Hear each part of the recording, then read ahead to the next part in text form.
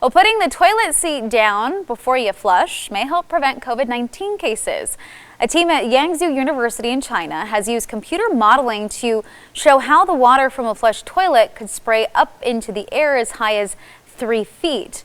Now, research has shown that in some cases of coronavirus that affects your GI tract rather than your respiratory system. Doctors say traces of the virus have shown up in human waste, but right now there is no hard evidence of people catching COVID-19 from toilet water.